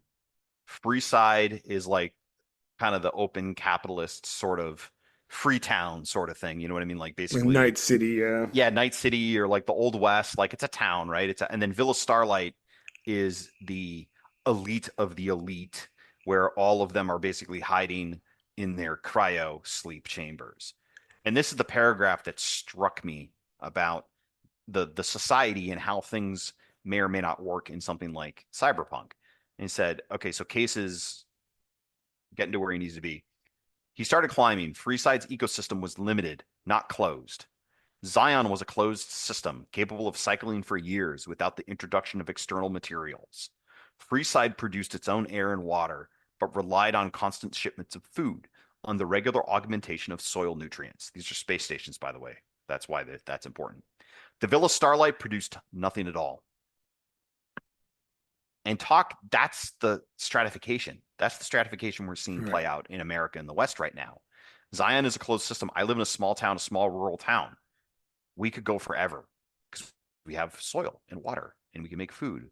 We really don't need that many external materials to do what we do at a base level. I understand, complicated society and all that. Okay, whatever. But at a base level, I'm where the food gets made. So we're good. All right. You're in Savannah, right? It's a large city, large town, produces its own air and water, of course, but you're going to need shipments of stuff to survive, right? Absolutely. We have a port. Up at the top, you got Washington, you've got the bureaucracy, you've got whatever the fuck it is that's running, society at the moment. They produce nothing. Nothing. And it's just like that in Cyberpunk, but to an extreme degree. Exactly. That's what I wanted to point out with that. No, That's wonderful. Me. And the way Gibson just goes, and they produce nothing. The Villa Starlight produced nothing at all. Later he describes it as a cancer growing on the side of the station. It literally has to cannibalize the station it's attached to. Right. And they don't, and it's the elite of the elite. Yeah, they're worthless. They should just be cut out and fucking spaced. And they're barely human. And they're barely human. And they're not even that great compared to the actual apex predator of Neuromancer, Wintermute. They're basically like mutant clones is what the elite are. Yeah. Yeah, exactly. And that's fascinating because, we are living to go back to science fiction in general, science fiction does often explore the interactions with technology, but cyberpunk science fiction shows us the trash of that interaction. There's never any trash in Star Trek. Everything's pristine. Trash? What's that? There's no trash, you know? You have the replicator. Nobody's shitting. Like, what happens to the fucking piss and shit on the Enterprise? It gets vaporized out of your bladder, like in that one. It gets beamed into space. In that one Family Guy episode. Right. There's the Enterprise produces no waste. It is a net positive. It's a perfectly closed system with 100% recycling. Yeah. Yeah. There's never any dilithium crystal leakage or anything like that. Even though the damn thing's a super nuclear bomb in every other episode, but ultimately there's no trash. There's no trash. Right. There's no sickness. There's nothing. Trash is not a feature of the program. Right. I mean, there's a little bit of trash in Deep Space Nine, but. Well, Deep Space Nine is out on the it's not, the Bajorans are not yet brought into the glory of Federation society. You know who else doesn't have trash? The Borg. The Borg have no trash. Fucking bad. Yeah, the fucking Borg have no trash. They're probably sterile. Complete sterile on the cube. I think so. I think once they get droned, they are. Yeah. And when you think about it, Cyberpunk is so much about the trash. And in the trash of corporate life, so much of it is just ads and filth and just pieces of corporate just nonsense. And that's what our world is becoming to. We're bombarded by Energetic. That fucking ad kills me in that game every time. I'm just like, shut up. It's so annoying. Which makes me, go back to how I said that, my big opposition to AI art is that it's not going to produce art. It's going to produce ads. It's going to produce it's going to produce Korean ads for shitty ass cell phone video games. And that's exactly what we're spammed with. Now everything as soon as you see an AI thing, you're like, oh, this is ad. The AI art is now the equivalent of answering your phone and hearing an Indian on the other end. You're like, oh, gotta hang up because I know it's a spam call. I hate that, but I love that. That's so fucking good. That's so fucking spot on. Right. 100%. When you see AI art, you're like, this is trash. Next. Yeah, it does nothing for me. because we're spammed with it now. And like, Yeah, think of a world where we don't even need actors anymore. Everything's just AI. We're going to get everything's just digital. just infinite digital recreations of everything forever with no freaking Yeah. soul You whatsoever. saw the yeah, you would have. Well, hold on. Did you finish Phantom Liberty yet? No, I'm at the point where she's about to get into we're at the space station, not the space station, but Oh, the okay. airport. So you saw the rock concert. No, I missed that. No, there's no way Oh you missed yes, it. I Yeah, did. when you go with Reed to the The yeah, when you go with casino Reed thing, to yeah. the party at the top of the yeah, Yeah. like that dude, that was one of my favorite fucking moments in that game because it was another one of, oh my God, they just pushed my reality out of the way and I'm in a video game watching a legitimately fucking good concert. Right. I mean, look, did you ever Like that listen to the shit was, records, the Johnny Silverhand records? That song's a oh yeah, dude, banger. I throw Samurai on all the time now. It's like, Samurai's a wait, what banger, the dude. dude, Samurai's fantastic. Yeah. They also got me into Run the Jewels. Have you listened to them? They have a couple of The, rap they're the songs. rappers, right? Yeah. Oh my God, dude. Yeah. That Like that first song that comes on when you're driving through the rain with what's his name? At the beginning of the game. Nakamura. Oh, at the beginning of the game. Yeah, it's a Um, banger. yeah. They're all bangers. They're all Yeah. fantastic. But like the radio aside, because that's for the player. In the Right. game, you have the only moment of real art and creativity you see is the elite of the elite celebrating in this casino that would make Caesar blush, right? And Dogtown, what's Dogtown full of, dude? Trash. It's trash. It's It's literally a literally called dump. Dogtown. Yeah, it's a dump. It's a dump, 100%. And up at the top, though, you have people who really get to experience art. This is another thing that always makes me laugh when you see all of these people talking about, hey, what should the future be? What's it going to be? This elite human capital and all. Y'all presume you're going to be the ones, guys. The people who it's going to be, they're already there, All right. And and they've it's always already been over. there. They've always been there, and it's already over. And the art that gets created for them, and the art that they get to experience, like those people are already in.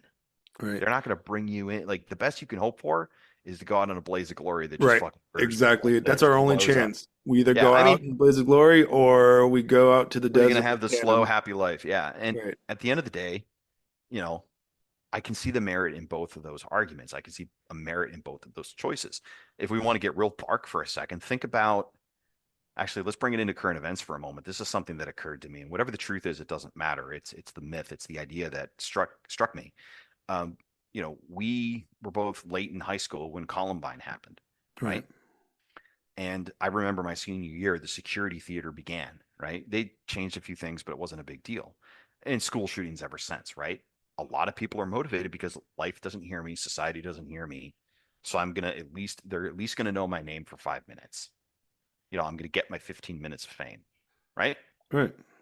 Just like in Cyberpunk. The Trump shooter in current Well, events. and that's what I was leading towards. Yeah. I don't know what the truth is, but I saw something out there where people were talking about, yeah, his motive apparently was he simply wanted to kill somebody famous, and Trump pulled the lucky card that day because he happened to be closest. It could have been fucking anybody. How 2024 American pre cyberpunk dystopia is that fucking shit? Right. And I believe it. I believe Yeah. it. That's what got me is I'm like, that's just fucking crazy enough to be true. Holy fuck. Right. I All I this other believe shit, that I believe that fuck more it. than I would believe like any conspiracy Yeah. theory that he was like some kind of like, mind Deep controlled, state, you mind know, controlled, because them, Republican, Israeli, Russian, right, because these Ukrainian, people are Mexican. Yeah. mutants. They're mutants. They're fucking incompetent, and we've seen it over and over and over. And then we Yeah. expect them to pull these like high tech ops and stuff. Ultimately, yeah. I mean, we live in such a despiritualized world where a high profile murder would make you, that would Oh make my you God. Famous. immortal.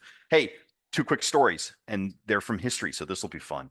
Gavrilo Princip, right? He shot the Archduke Franz Ferdinand Right. because he was from the villages and he had seen what had been happening to the peasants and he simply wanted revenge. He didn't fucking care about any of this Austria-Hungary, Russia, Germany, England, France bullshit.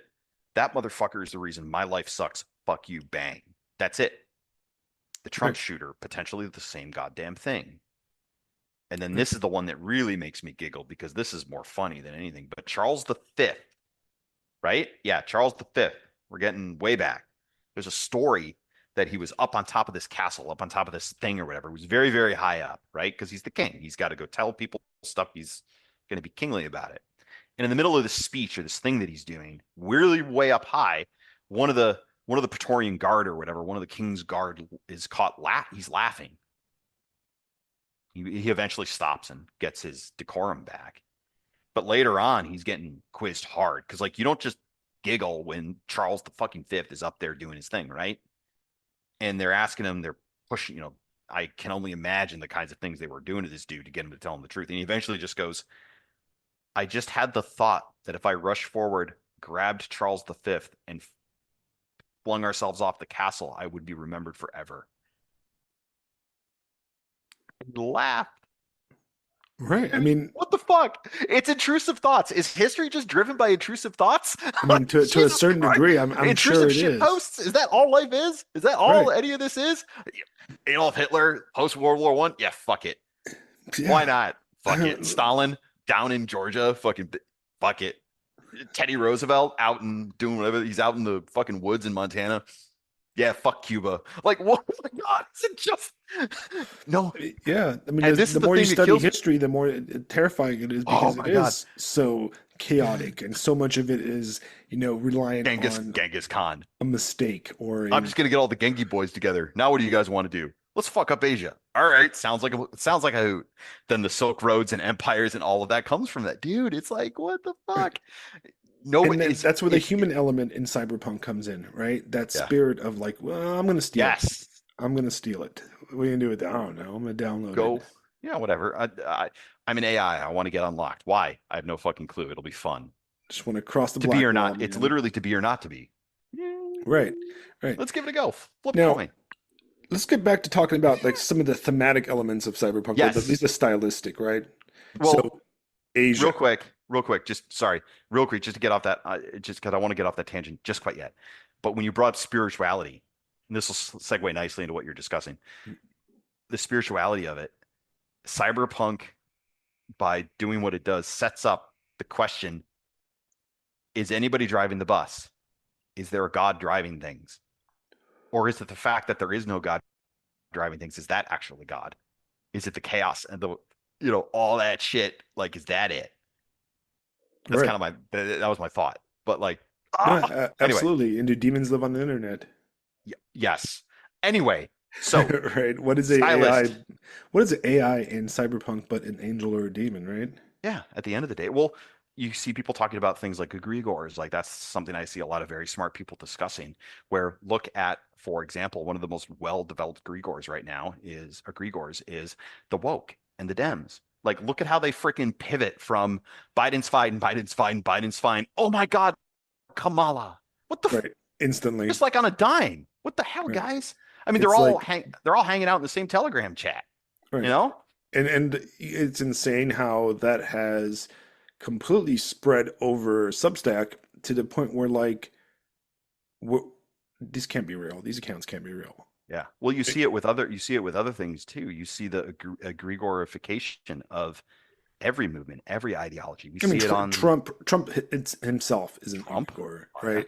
Yep, the idea of Trump is very different than the reality of Trump, Right. Or look at anything like, we poke fun at the dissident right, but isn't that they're kind of pre-egregore figuring out what's good, what's not, and they're going to go that same direction. We're going to see, like, for example, with the right-wing cancel culture debate that popped up, they go down that road. You're going to see egregore like woke updates about what should or shouldn't be canceled. I can almost guarantee it, because they're living in the same infrastructure.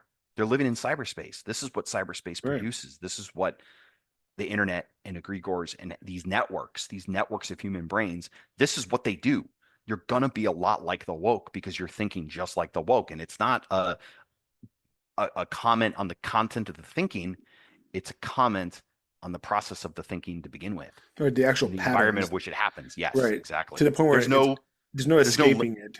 There's so little link to reality. One of my biggest criticisms I have of pretty much everybody on either the left or right or whatever the hell is the sheer lack of factual understanding about anything.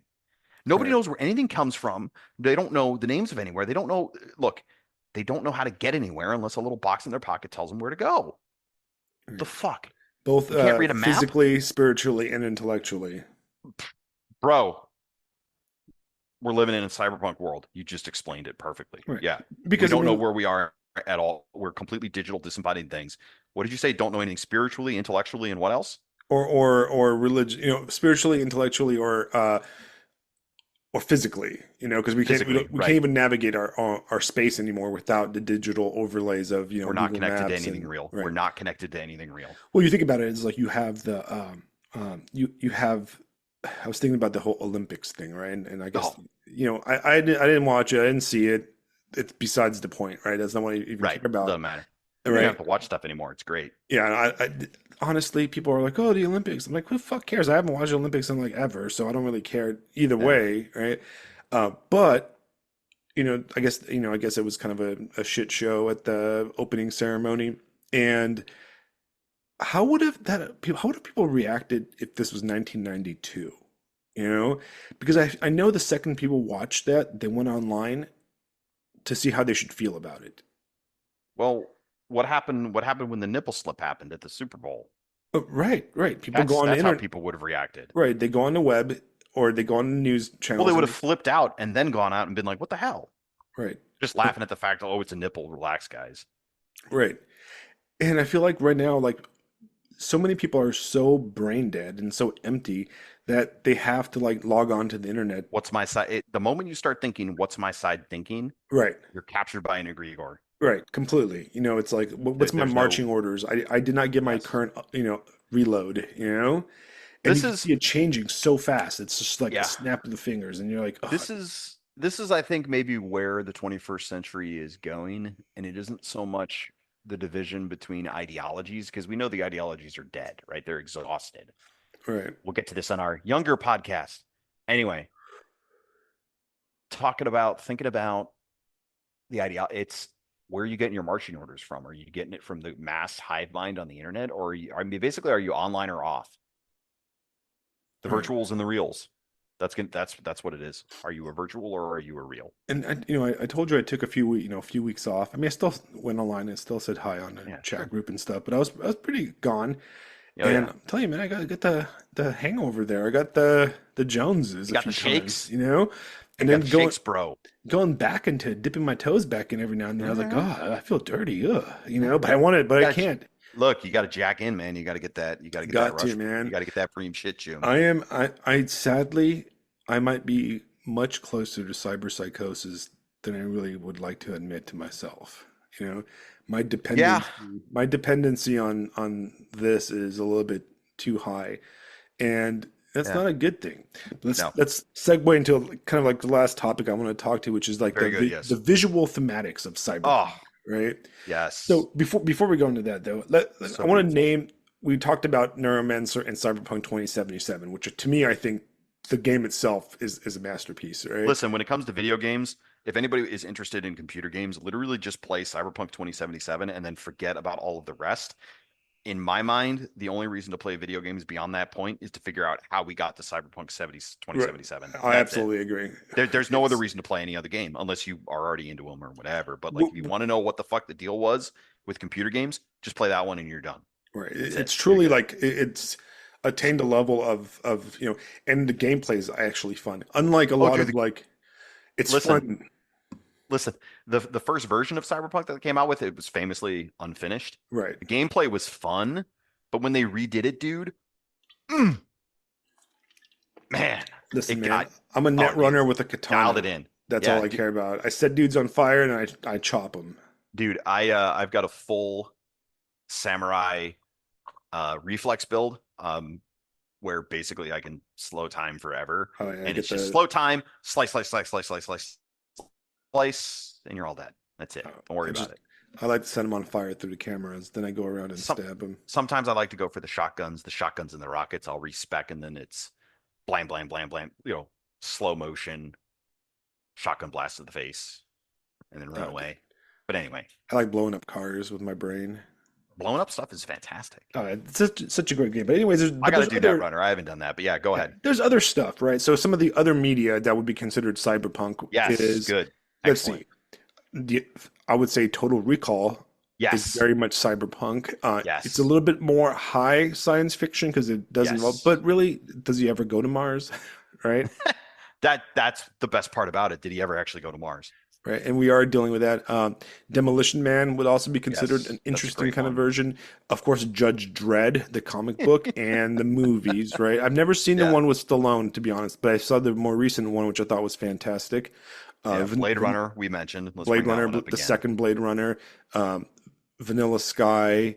I would argue that Children of Men is a cyberpunk movie, Yeah, I can see that. Sure. I thematically mean, about. it's getting to the dystopia, more just pure dystopian, but I have a couple I wanted to offer, but yeah, no, that's It's Children of Men, definitely there. absolutely. In anime, of course, you have Netrunner, which is No.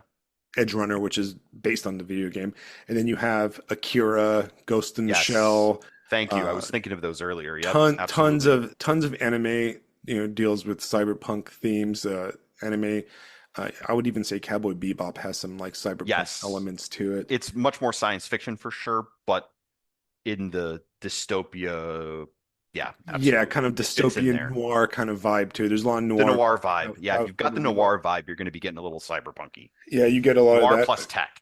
What's some other stuff I'm missing here? Some things that I think hang out on the edges of cyberpunk that I've experienced and that I think of as we discuss this stuff. You already brought up Akira and Ghost in the Shell. I'll especially say Ghost in the Shell standalone complex. They had the two television series. They had the two seasons of a television show, and it Mm, is pure on noir. It's what's that? What's the chink chink? Law and Order. It's Law and Order cyberpunk, right. basically what it is. That's something that I've always really enjoyed. Beyond that, one thing I want to bring up, and it's more how it was moving in that direction. But Half-Life 2, Oh yeah, for absolutely. folks who aren't familiar with Half-Life 2, Half-Life, if you ever wanted to play video games for the historical appreciation, Half-Life is one you would have to play. And just as far as the aesthetic goes, it's I think Half-Life 2 is in the process, that game at that point, they're in the process of creating a cyberpunk dystopia because there's been complete and utter desolation across Earth, right? You're in City 17, whatever the hell this is, some Eastern European. It's, what happened to 1 through 16? Don't worry about it. But in the middle of City 17, which, probably you'd feel very at home there, Alex, with, No, no, from no. Roma. My What's city was that? very green and beautiful. Yeah. Oh, well, anyway, but it's got that post-Soviet kind of look, right? Yeah. It didn't Anyway, really, PRS is not really that, it still has a lot of old buildings in it. I must be thinking of something else then. But yeah, that Russia would definitely, Russia. Okay, there you go. My mistake. So, and in the middle of this City 17, you have a giant citadel, right? Reaching up into the sky, right? And the elite are up there. Breen, the administrator of City 17, the elite with the scientists and the technocratic elite. This is a perfect analogy for what we think our elites are currently doing with the oligarchy that runs, the West, the technocratic oligarchy. They're all up at the top of this citadel and they run the city, but they're still just servants of the greater power. right. They're still just Absolutely. servants of the Combine who crushed Earth in 7 hours. So it's like you've been colonized, guys. Cyberpunk is like you're being colonized by the AIs, you're being colonized by technology, and you're getting shoved down into the trash where you fucking belong. Whether you're rich or poor. Whether you're, yeah, even if you're rich, you're just getting off better than everybody else, Because even if you're rich, but you're still you trash. still might end up in a scavenger bathtub. And There's actually not, yeah, that's a great point. There's nothing to say you won't still buy the farm. I mean, Cyberpunk 2077, you won't buy the farm. Dude, the mayor gets assassinated, right. right? And then like the people behind it, there's one ending where you run into well, actually, there's one quest ending where you run into somebody called Mr. Blue Eyes, and he's like a G-man type. Like, the people in charge, the people with power are going to be, they're going to be basically AIs. They're going to be digital. Right. I mean, they're Not going to be human. operating on a level where it's like, oh, if you have to ask the question, you're not in power. Right. And You don't even know, yeah, you don't even know what it is. how much cyber implants until you stop being human, Yeah. you know? And if you're constantly online, Yeah. how do you stop being human? All right, we're gonna actually have to continue this some other time because we have reached Let's do it. in 2 hours, man. So we got plenty more to Just talk like to. that.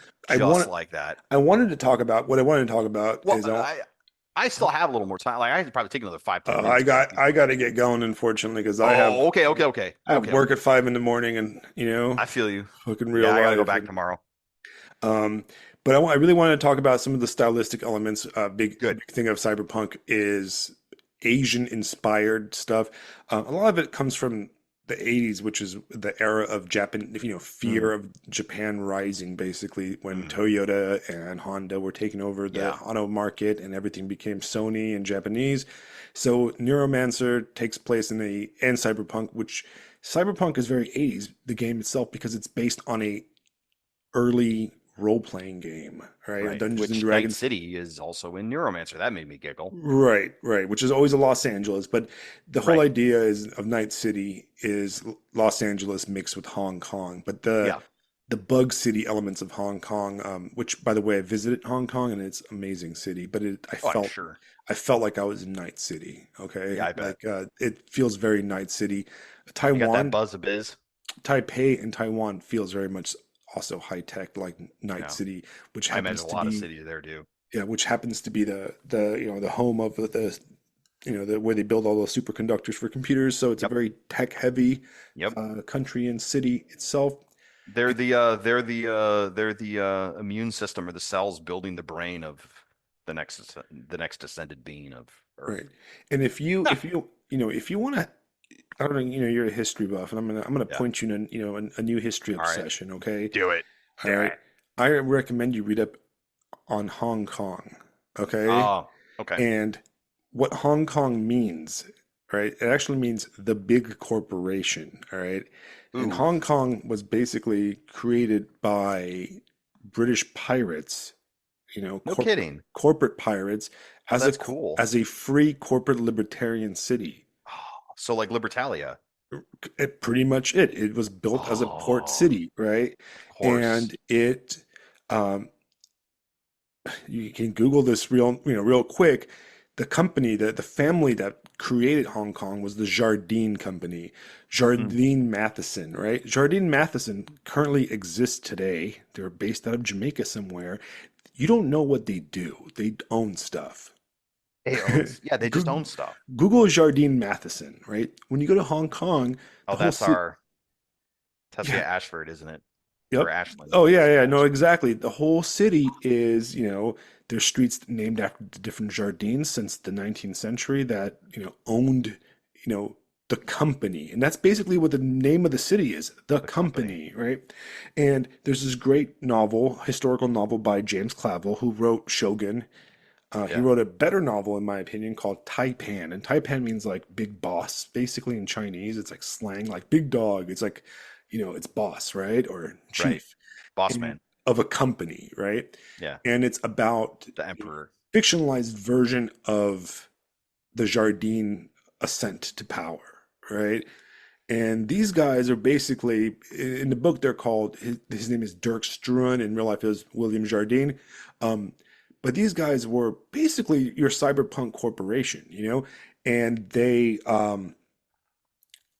they brought a racetrack and they brought everything and they built a train up the side of the mountain in Hong Kong and they did everything there, right? And they had this dual class world that they ran because you had, you had the British Hong Kong naturals and natives basically that were not natives but like the first British families, and then you had something very unique to that part of Asia, which is something called a Eurasian. Ever heard of that term before? No. So Wait, the where Eurasian? Like Europe yes, and Asia. correct, right? Yes. No, And no, no. I got that. Yeah. what the Hong Kong vibe, you also see this in Singapore. A Eurasian is somebody that is a mix, right? Yeah. Somebody that is a mix between an Asian and British, right?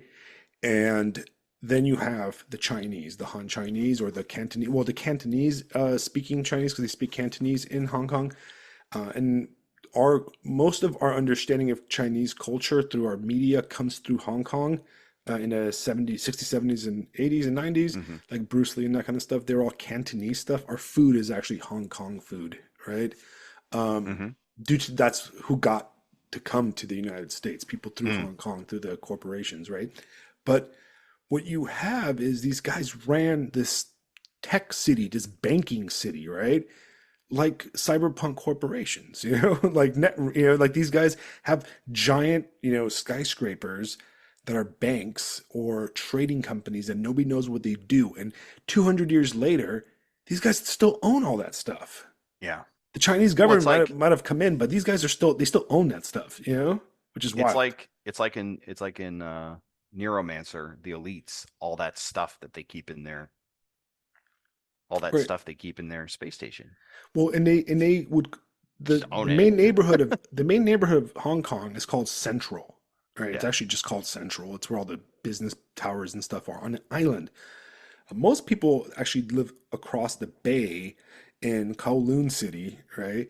And that's where you had Kowloon Walled City, which is that famous, like, Judge Dredd super buildings. That it was an area between the territory of Hong Kong and the territory of China. And the Chinese didn't want to fuck with it. And the British, Hong Kongers did not want to fuck with it. So it became basically Dogtown.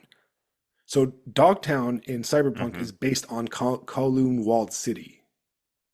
Okay. This neighborhood that belonged to nobody, and it was owned by the Chinese triads and the gangs and stuff. Okay.